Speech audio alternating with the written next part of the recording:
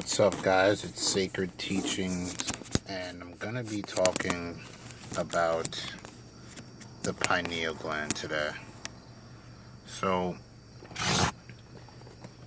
the pineal gland. The pineal gland is essentially what they call the third eye. It is a small gland in the brain, and apparently, from what I've heard, if you actually shine some type of laser light directly in the point of the pineal gland, it could actually knock someone out. I believe it was in an astral projection book, and a couple of other well-known speakers have said that as well. But about the pineal gland, I'm going to be talking about meditation and how to play around with the inner vision. And what I'm going to be discussing is how to do that in meditation, and how to get comfortable with it, and how to just sit back and relax. And that's the whole point. I'm going to be talking about astral projection and other things. I mentioned lucid dreaming in my last video, but I'm going to be talking about, just meditation, because that's the beginning of it all. That's the start. That's how I started in anything.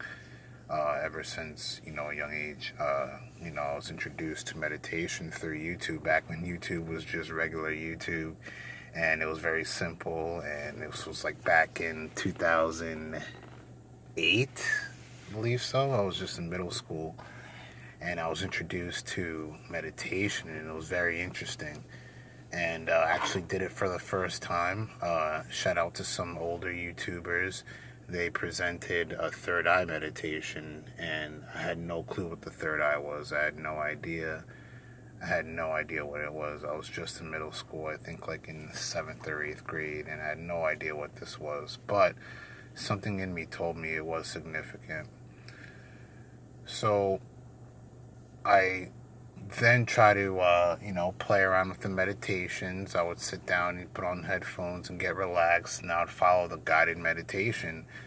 And, I always knew, there was something with our inner self, like our mental thoughts, we could read to ourselves with that voice. That was a voice that we heard in our head. We could read.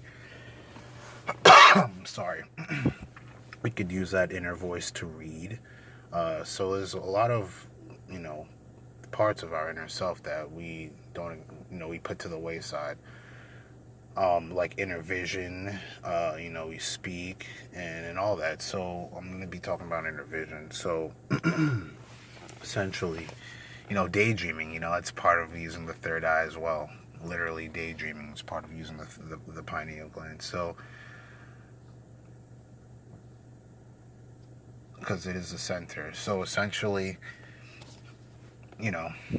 I would get down, I would meditate, and I would get very relaxed. This is the first time I practiced years upon years relaxing the physical body, laying down and meditating, for hours upon end. So, I'm very accustomed to my physical body, and, essentially accustomed to my own skin, and, through a lot of other experiences as well. So, I was able to relax the physical body, and then, my first time meditating and actually feeling the pineal gland, feeling the energies of the pineal gland, I was able to feel the tingling sensation in the center of the forehead, and that is an indication through when you do meditation that this this inner sight, this pineal gland is being activated.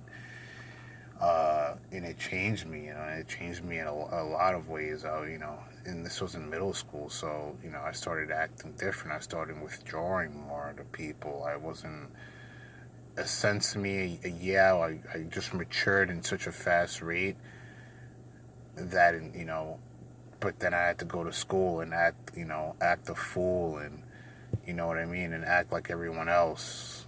But in inside, I knew I wasn't like everyone else. I was way mature, and I came across certain information. I would bring it up to people, and they would laugh. But now, years later they're into the same topic. But that's not here or there. But you know what I mean.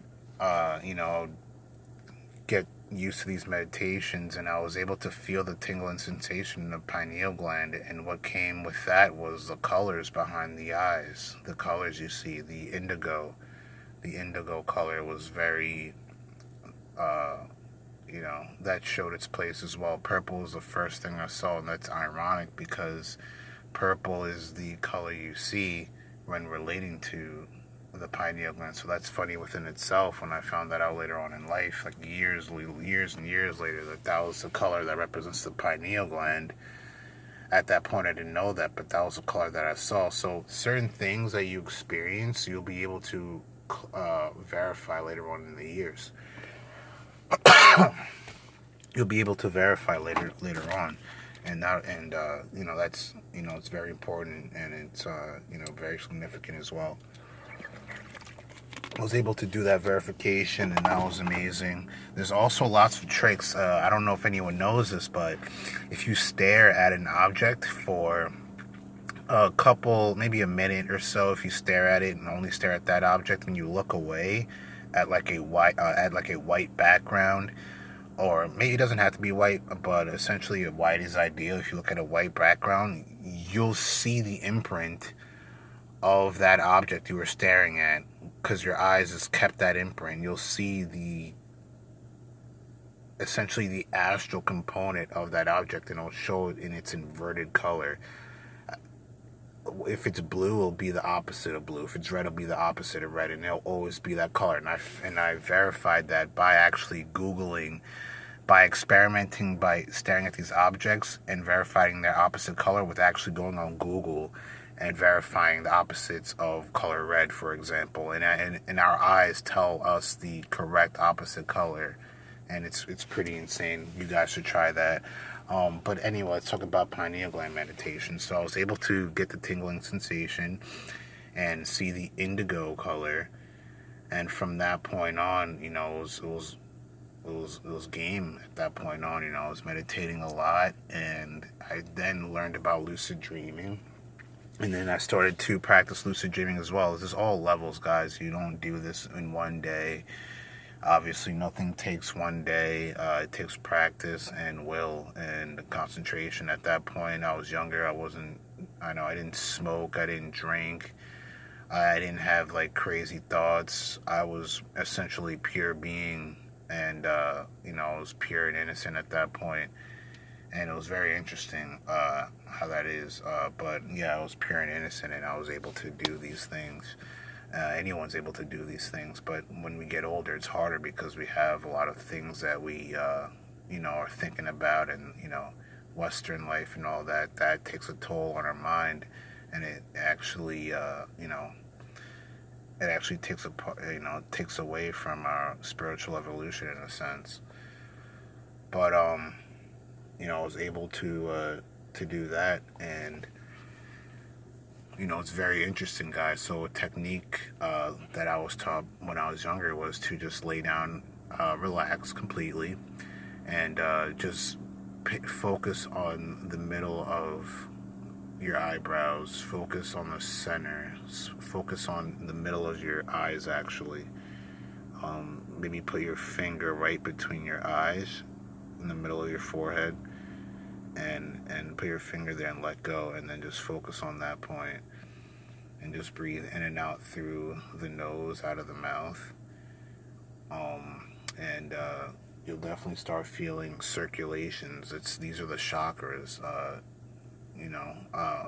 heavy chakra that I always feel all the time is the crown chakra. I always feel the crown chakra all the time. Laying down, sometimes it just starts spinning. It's like a spinning motion on the top of the crown of your head. It's like imagine a halo, but that you physically feel the halo on top of your head, and it's like there's like a ball spinning, going around and around, and it just feels like that. It's pretty intense. It's not really intense. It's pretty interesting, actually. It's never intense where I'm like, oh my God, this is overwhelming. But I do feel it. It's very real. feeling. So that's the thing with these chakras, energy centers. They're very physical feelings, very physical. So guys, just subscribe. I don't want to, make this video too long. But any questions, ask me. I'll give some more lucid dreaming tips as well. I will be discussing astral projection as well. And I want to talk about my trip experiences as well. I want to talk about psychedelics. I'll give book references as well. Check out, so I'll give some, good books, good book recommendations as well. All right, guys, like and subscribe.